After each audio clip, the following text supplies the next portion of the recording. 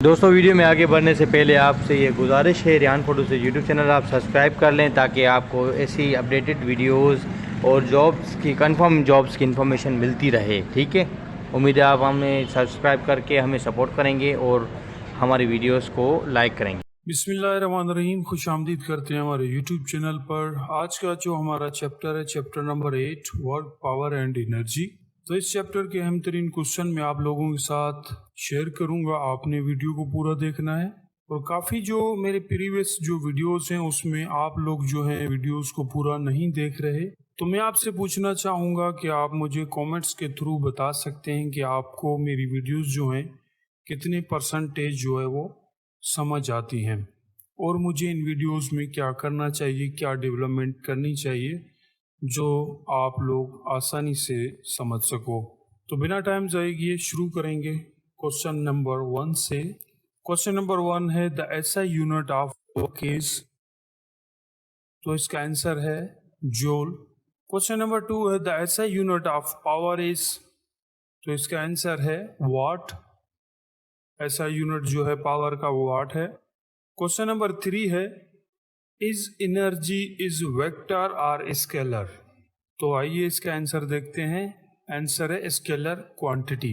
तो क्वेश्चन ने हमसे पूछा कि एनर्जी जो है वो वेक्टर है या स्केलर है, तो जो हमें आंसर मिला वो है स्केलर क्वांटिटी। तो एनर्जी स्केलर क्वांटिटी है, तो ये पॉइंट आप ज़रूर नोट कीजिएगा। Energy is the ability to do work and work is a scalar quantity. It is a scalar quantity. Energy जो है वो एबिलिटी टू वर्क है, वर्क क्या है, स्केलर क्वांटिटी है। तो यहाँ एक टेबल शो करना चाहूँगा जो कि प्रीवियस वीडियो में मैंने की थी, स्केलर एंड वेक्टर क्वांटिटीज के हवाले से। स्केलर क्वांटिटी जो है mass, length, distance, speed, power, energy, work, ये आप ज़रूर नोट करें। एंड वेक्टर क्वांटिटी जो है displacement, velocity, acceleration, force, weight, friction, momentum. बढ़ेंगे नेक्स्ट क्वेश्चन की जानिब। क्वेश्चन नंबर 4 है if the velocity of a body is double its kinetic energy becomes. एक वेलोसिटी है एक बॉडी की जो कि वो डबल हो जाए तो काइनेटिक एनर्जी क्या होगी। तो आइए इसका आंसर देखते हैं। आंसर है 4 टाइम्स वो इंक्रीज हो जाएगी। तो यहाँ मैं एग्जांपल शो करना चाहूँगा। सिचुएशन जो है हमारे पास, car travelling on highway, initial जो वेलोसिटी हमारे पास 60 किलोमीटर पर आवर है और डबल वेलोसिटी जो है 120 किलोमीटर पर आवर है। तो अब वो चेंज हो रही है काइनेटिक एनर्जी में, increase by a factor of 4। वो 4 टाइम्स जो है वो इंक्रीज हो जाती है काइनेटिक एनर्जी में आकर। तो क्वेश्चन में आपसे ये भी पूछा जा सकता है velocity of car, velocity of बस, बॉडी की जगह कुछ भी आ सकता है। तो आपने अपना कॉन्सेप्ट जो है वो क्लियर रखना है ताकि आप उस क्वेश्चन को जो है इजीली हल कर सकें। दोस्तों वीडियो में आगे बढ़ने से पहले आपसे ये गुजारिश है, रियान फोटो से यूट्यूब चैनल आप सब्सक्राइब कर लें ताकि आपको ऐसी अपडेटेड वीडियोस और जॉब्स की कंफर्म जॉब्स की इन्फॉर्मेशन मिलती रहे। ठीक है, उम्मीद है आप हमें सब्सक्राइब करके हमें सपोर्ट करेंगे और हमारी वीडियोस को लाइक करेंगे। क्वेश्चन नंबर 5 है the energy due to motion is, तो आइए इसका आंसर देखते हैं। आंसर है काइनेटिक एनर्जी। यहाँ एग्जाम्पल शो करना चाहूँगा ताकि ये क्वेश्चन जो है आप लोगों को क्लियर हो सके कि एनर्जी ड्यू टू मोशन वो कैसे। तो यहाँ एग्जाम्पल शो करना चाहूँगा ताकि ये क्वेश्चन जो है आप लोगों को समझ आ सके। तो यहाँ पर हमारे पास situation, energy due to motion and general life example है। तो सिचुएशन में हमारे पास जो है मूविंग अ व्हीकल है, और एनर्जी ड्यू टू मोशन जो हो रही है वो काइनेटिक एनर्जी है। और जनरल लाइफ एग्जांपल जो हमारे पास car moving on a road है। और सेकंड एग्जांपल हमारे पास जो है वो है rotating fan blades, rotational kinetic energy है ये, ठीक है, सेलिंग फैन रोटेटिंग। और थर्ड हमारे पास जो एग्जांपल आ रहा है वो स्पिनिंग टॉप, यानी रोटेशनल काइनेटिक एनर्जी है। जनरल लाइफ एग्जांपल जो है childrens toy spinning. Fourth example हमारे पास है स्विंगिंग पेंडुलम। एनर्जी जो है वो है kinetic energy, pendulum, swinging, back and fourth. Fifth हमारे पास जो एग्जांपल आ रही है इस क्वेश्चन के related, rolling ball translational kinetic energy, जो कि रोलिंग हम बॉल करते हैं, जैसा कि जनरल लाइफ एग्जांपल में है बॉल रोलिंग डाउन अ हिल। और लास्ट वन जो है हमारे पास एग्जांपल इस क्वेश्चन के related, flying birds kinetic energy, birds in flight. तो ये कुछ एग्जांपल थे जनरल लाइफ के, मैंने आप लोगों के साथ शेयर किए। उम्मीद करता हूँ आप लोगों को ये क्वेश्चन जो हो क्लियर हो गया होगा। बढ़ते हैं नेक्स्ट क्वेश्चन की जानिब। नंबर 6 है, if the force and displacement is opposite to each other then the angle between them is. तो आइए इसका आंसर देखते हैं, फिर इसको डिस्कस करेंगे। आंसर है 180 डिग्री। तो अब यहाँ पर इस क्वेश्चन ने जो हमसे पूछा, फोर्स एंड डिस्प्लेसमेंट जो है वो अपोजिट है ईच अदर, और इन दोनों के बीच में जो एंगल है वो कितने डिग्री होगा। तो हमें जो आंसर मिला वो 180 डिग्री है। तो यहाँ कुछ एग्जांपल्स शो करना चाहूँगा ताकि आपको ये क्वेश्चन जो है आसानी से क्लियर हो जाए। फर्स्ट एग्जांपल हमारे पास जो है वो है pushing a box. Force direction जो हमारे पास वो है लेफ्ट, एंड डिस्प्लेसमेंट डायरेक्शन जो हमारे पास है वो राइट है। Angle between force and displacement जो हमारे पास आ गई वो 180 डिग्री आ गई।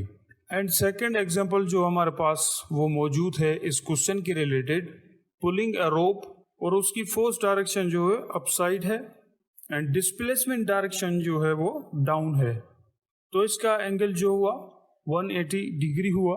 और थर्ड हमारे पास जो एग्जांपल है इस क्वेश्चन के related, sliding a book on a table, force direction जो है इसकी बैकवर्ड है और डिस्प्लेसमेंट डायरेक्शन जो है वो फॉरवर्ड हो रही है, और 180 डिग्री इसका एंगल है। फिफ्थ एग्जांपल देना चाहूँगा यहाँ पर, स्ट्रेचिंग अ स्प्रिंग। तो फोर्स डायरेक्शन जो वो कंप्रेस्ड है, यानी आप उस स्प्रिंग को जो कंप्रेस कर रहे हैं, और डिस्प्लेसमेंट डायरेक्शन जो है वो एक्सटेंड हो रही है उसकी स्प्रिंग की। तो angle between force and displacement जो हो रहा है वो 180 डिग्री हो रहा है। फिफ्थ एग्जांपल हमारे पास इसका मौजूद है, थ्रोइंग अ बॉल अपवर्ड।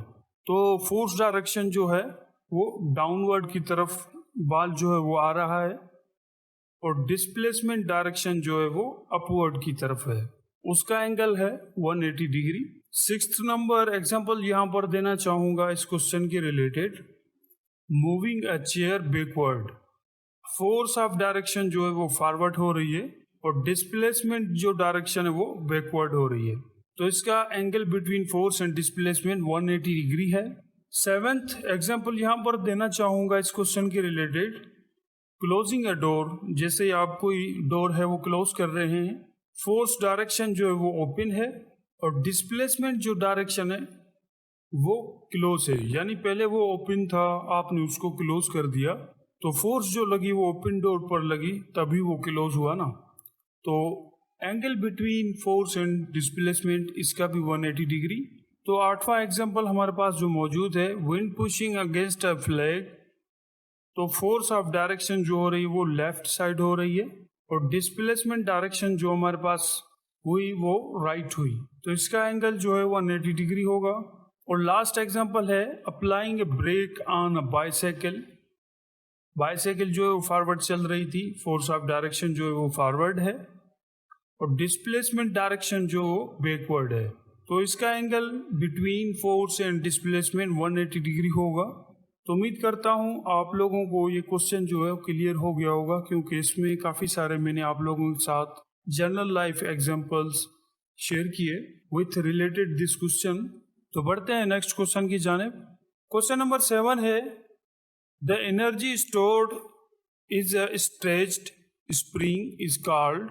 तो आइए इसका आंसर देखते हैं। आंसर है इलास्टिक पोटेंशियल एनर्जी।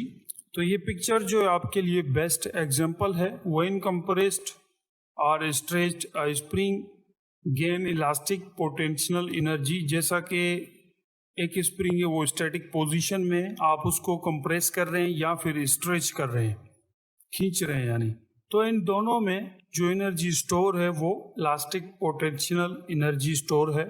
और ये पॉइंट आप ज़रूर देखिएगा, पीई से डिनोट किया जाता है इलास्टिक पोटेंशियल एनर्जी को। And elastic potential energy and it's expressed in joule.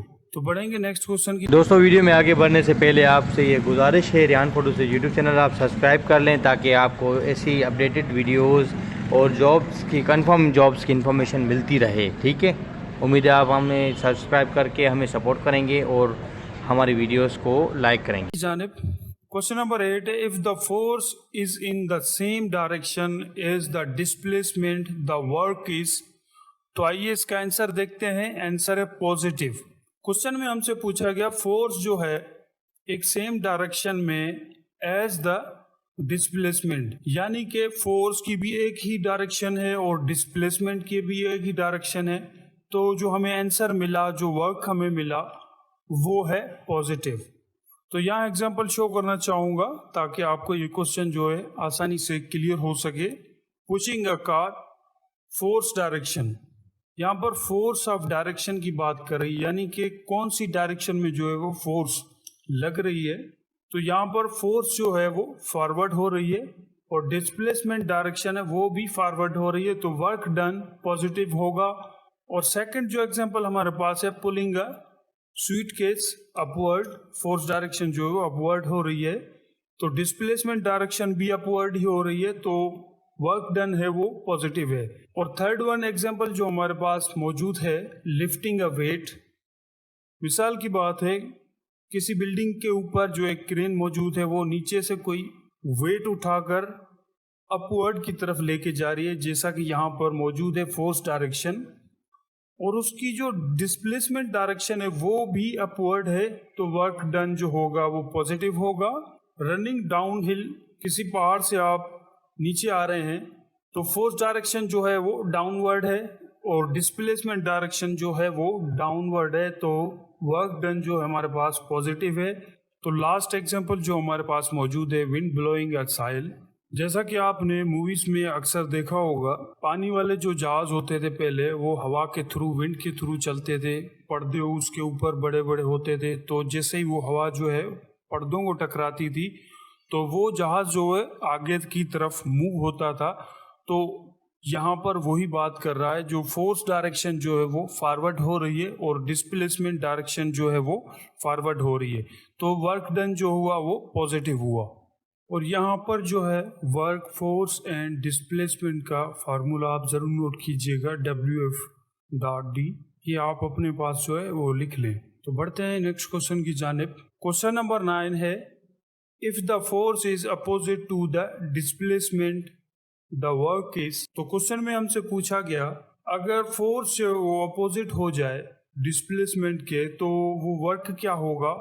तो आइए इसका आंसर देखते हैं। आंसर है वो वर्क जो होगा वो नेगेटिव होगा। तो यहाँ कुछ एग्जांपल शो करना चाहूँगा ताकि आप लोगों को ये क्वेश्चन आसानी से समझ आ जाए। तो फर्स्ट एग्जांपल हमारे पास जो मौजूद है, braking a car, force direction जो है हमारे पास वो फॉरवर्ड हो रही है, डिस्प्लेसमेंट डायरेक्शन यहाँ पर चेंज हो रही है यानी कि बैकवर्ड हो रही है, तो वर्क डन जो होगा वो नेगेटिव होगा। अब यहाँ पर सेकंड एग्जांपल है, पुलिंग ए कार्ट बैकवर्ड, कोई टोकरी आप उसको खींचते हैं तो उसकी फोर्स डायरेक्शन जो है वो आगे की तरफ है फॉरवर्ड, और उसकी डिस्प्लेसमेंट डायरेक्शन जो बैकवर्ड है, तो वर्क डन नेगेटिव होगा। थर्ड एग्जांपल है हमारे पास इसका, लोअरिंग ए वेट, तो फोर्स डायरेक्शन जो हमारे पास वो अपवर्ड है, इट मीन्स के जो वेट है वो ऊपर की जानिब मौजूद है, यानी वो नीचे आ रहा है आहिस्ते आहिस्ते, और डिस्प्लेसमेंट डायरेक्शन जो है उसकी वो डाउनवर्ड है। फिर से समझाना चाहूँगा कि जैसे कि वजन जो है वो किसी चीज़ से, रस्सी से लटका हुआ है, जैसा कि कोई क्रेन है किसी बिल्डिंग के ऊपर है, वहाँ से कुछ बड़ा सा ब्लॉक है वो लटका हुआ है, उसकी फोर्स डायरेक्शन जो है वो ऊपर है यानी अपवर्ड है। तो यहाँ पर डिस्प्लेसमेंट डायरेक्शन जो है उसकी जो डिस्प्लेसमेंट हो रही है वो डाउनवर्ड हो रही है, तो वर्क डन जो होगा वो नेगेटिव होगा। और फोर्थ एग्जांपल हमारे पास जो है वो वॉकिंग अप हिल है, डाउनवर्ड उसकी फोर्स डायरेक्शन है और डिस्प्लेसमेंट डायरेक्शन जो है वो अपवर्ड है, तो वर्क डन जो होगा वो नेगेटिव होगा। इट मीन्स के सिंपल वर्ड से समझाना चाहूँगा, जैसा कि आपने किसी हिल के ऊपर रोड बना हुआ है या कोई ब्रिज है, उसके ऊपर आपने कार ऐसे करके खड़ी कर दी है, तो उसकी जो फोर्स डायरेक्शन होगी वो डाउनवर्ड ही होगी ना। ब्रेक लगाकर या हैंड ब्रेक लगाकर आप खड़ी करेंगे ना कार को, ताकि वो नीचे ना जाए। और डिस्प्लेसमेंट डायरेक्शन जो है हमारे पास, क्योंकि हम ऊपर जा रहे हैं तो डिस्प्लेसमेंट डायरेक्शन जो है वो हमारी अपवर्ड है, तो वर्क डन जो होगा वो नेगेटिव होगा। और फिफ्थ हमारे पास एग्जांपल है विंड रेजिस्टिंग ए साइल। तो फोर्स डायरेक्शन जो है उसकी फॉरवर्ड है, यानी जहाज है उसके ऊपर पर्दे लगे हुए हैं और विंड जो है उसको रेजिस्ट कर रही है यानी कि रोक रही है, और उसकी जो जहाज की फोर्स डायरेक्शन है वो फॉरवर्ड है, और उसकी जो डिस्प्लेसमेंट डायरेक्शन जो हुई वो बैकवर्ड है। तो वर्क डन जो हुआ वो नेगेटिव होगा। तो उम्मीद करता हूँ इस सारे एग्जाम्पल से आपको जो ये क्वेश्चन आसानी से समझ आ गया होगा। अगर किसी को क्वेश्चन समझ में नहीं आया तो आप कमेंट के थ्रू मुझसे पूछ सकते हैं, तो मैं उसका रिप्लाई आप लोगों को कर दूंगा। और यहाँ पर छोटी सी गुजारिश यहाँ पर यह भी करूंगा कि आप पूरी वीडियो को देखा करें, और वीडियो आप लोगों को अच्छी लगे तो आप कमेंट ज़रूर करें ताकि हमारी हौसला अफजाई होती है, क्योंकि हम इतनी मेहनत आप लोगों के लिए कर रहे हैं। बस आप लोगों के कमेंट्स की ज़रूरत होती है ताकि हम और अच्छी से अच्छी जो है वीडियोस बनाएं आप लोगों के लिए। तो बढ़ते हैं नेक्स्ट क्वेश्चन की जाने। दोस्तों, वीडियो में आगे बढ़ने से पहले आपसे ये गुजारिश है, रियान फोटो से यूट्यूब चैनल आप सब्सक्राइब कर लें ताकि आपको ऐसी अपडेटेड वीडियोस और जॉब्स की कंफर्म जॉब्स की इन्फॉर्मेशन मिलती रहे। ठीक है, उम्मीद है आप हमें सब्सक्राइब करके हमें सपोर्ट करेंगे और हमारी वीडियोस को लाइक करेंगे। क्वेश्चन नंबर 10 है, if force is at right angle to the displacement the work is. एक फोर्स है at a right angle to the displacement, तो उसका वर्क जो होगा वो क्या होगा। जैसे कि प्रीवियस क्वेश्चन में एक था पॉजिटिव एक था नेगेटिव, तो इसका वर्क जो होगा वो क्या होगा। फोर्स जो है वो राइट एंगल है टू द डिस्प्लेसमेंट। तो आइए इसका आंसर देखते हैं। आंसर है वो 0 वर्क होगा। तो यहाँ एग्जाम्पल शो करना चाहूंगा कि 0 वर्क वो कैसे मुमकिन है। फर्स्ट एग्जाम्पल हमारे पास मौजूद है, car turning corner. Force direction जो उसकी फॉरवर्ड है और डिस्प्लेसमेंट डायरेक्शन जो हमारे पास साइड वे यानी एक तरफ, तो वर्क डन जो होगा वो 0 होगा। सेकंड एग्जाम्पल है pushing a box side way, यानी एक तरफ से आप बॉक्स को जो पुश कर रहे हैं, तो फोर्स डायरेक्शन जो है उसकी अपवर्ड है और डिस्प्लेसमेंट डायरेक्शन जो है उसकी साइड वे है, तो वर्क डन हुआ 0। थर्ड एग्जांपल है swimming a pendulum. Force direction downward, displacement direction side way, work done जो हुआ वो 0 हुआ। जैसे कि पेंडुलम जो है वो फोर्स डायरेक्शन जो होगी ऊपर से जाकर फिर वो नीचे आएगा, तो फोर्स डायरेक्शन डाउनवर्ड इसको कहते हैं, और डिस्प्लेसमेंट डायरेक्शन वो एक साइड पे चला जाएगा, तो वर्क जो हमें मिला वो 0 मिला। फोर्थ एग्जांपल हमारे पास मौजूद है cycling in a circular path. तो फोर्स उसकी डायरेक्शन जो है वो फॉरवर्ड है और डिस्प्लेसमेंट डायरेक्शन जो है उसकी सर्कुलर है, क्योंकि वो सर्कुलर में डिस्प्लेस हो रही है, घूम रही है, तो वर्क डन जो हुआ वो 0 हुआ। तो वर्क डन जो है वो 0 वो कैसे, आपके माइंड में भी क्वेश्चन आ रहा होगा, तो इस पॉइंट से हम समझने की कोशिश करेंगे। The occur when the force does not contribute to the object motion in the direction of displacement। तो यहाँ पर जब मुमकिन होता है 0 वर्क, जब मुमकिन होता है जब फोर्स जो है वो कंट्रीब्यूट नहीं करती, जबकि ऑब्जेक्ट मोशन में हो और वो डायरेक्शन एंड डिस्प्लेसमेंट में भी हो। तो एक और पॉइंट है यहाँ पर, ताकि आपको ये क्वेश्चन जो है वो आसानी से समझ आ जाए। This means that even though you are applying a force, आप कोई फोर्स अप्लाई कर रहे हैं, the force doesn't contribute to the box movement in the forward. जिस बॉक्स पर हमने फोर्स लगाई उस फोर्स ने कंट्रीब्यूट नहीं किया बॉक्स की मूवमेंट पर, जो कि वो फॉरवर्ड हो रही थी, उसकी डायरेक्शन जो थी वो फॉरवर्ड थी। The work done is 0 because no energy is transferred to the box. जो हमारी एनर्जी थी वो ट्रांसफर्ड नहीं हुई बॉक्स की तरफ, so it is actually moving. तो ये लास्ट वाला जो एग्जाम्पल है वो वर्क डन के लिए बेस्ट है। उम्मीद करता हूँ आप लोगों को ये क्वेश्चन जो है वो समझ आ गया होगा। तो जो हमारा नेक्स्ट चैप्टर होगा वो है चैप्टर नंबर 9 सिंपल मशीन्स। तो उस चैप्टर की जो है वीडियो जल्द से